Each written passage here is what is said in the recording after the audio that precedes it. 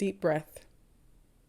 I've procrastinated on this one while I cultivate the courage to write it. Yes, I want to talk about colorism.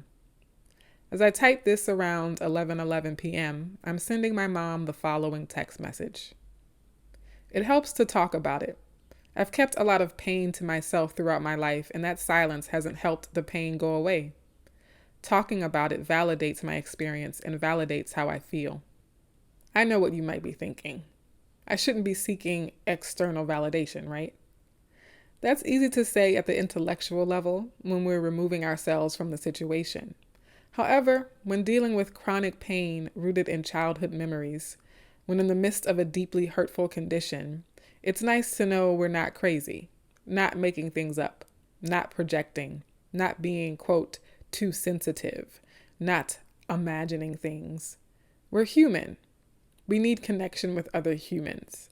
That requires a level of human empathy. We don't have to achieve this with everyone, but at various points in our lives, we need it.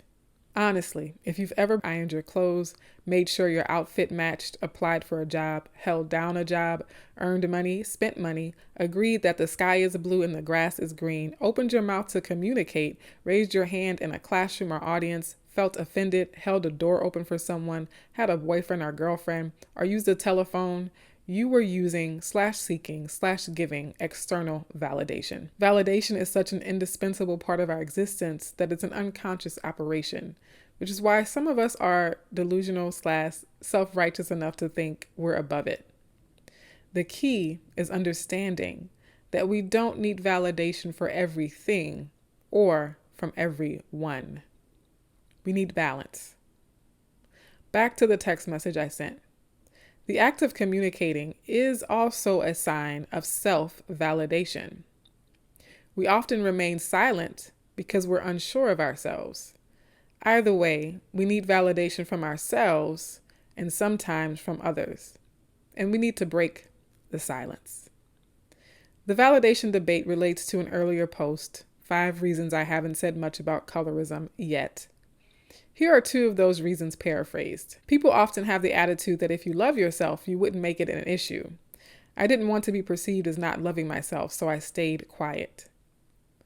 And people often use cliche affirmations as a way of dismissing the issue, such as, you have to know you're beautiful no matter what anyone else thinks.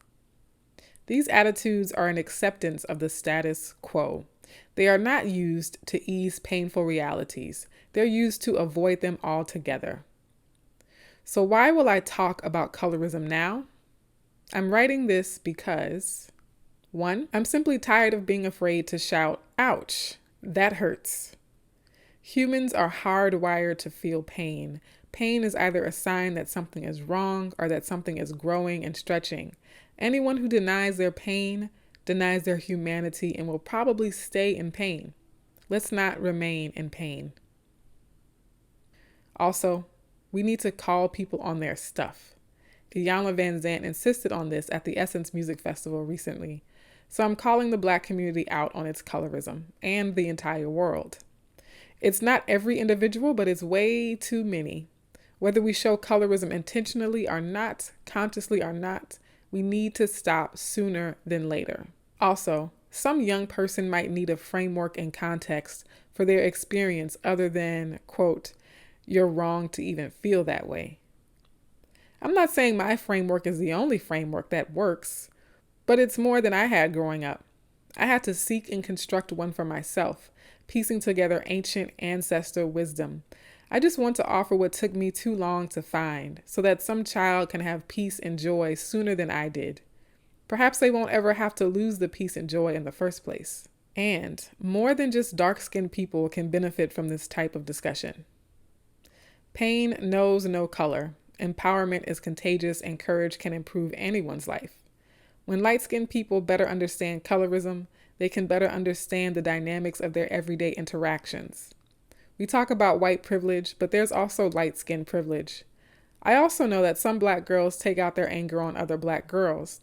As Angela Davis said in her autobiography, it hurt to see us folding in on ourselves, using ourselves as whipping posts because we did not yet know how to struggle against the real cause of our misery. And colorism is more than who's pretty and who's not. Colorism also judges the overall value of an individual to the point that dark-skinned people are perceived as bad, less intelligent, less talented, less professional, more dangerous, etc. Thus, the consequences are more severe than they appear on the surface. Researchers have done several studies on the tangible effects of colorism, such as colorism in the justice system. It amounts to more than just hurt feelings, although feelings are valid enough.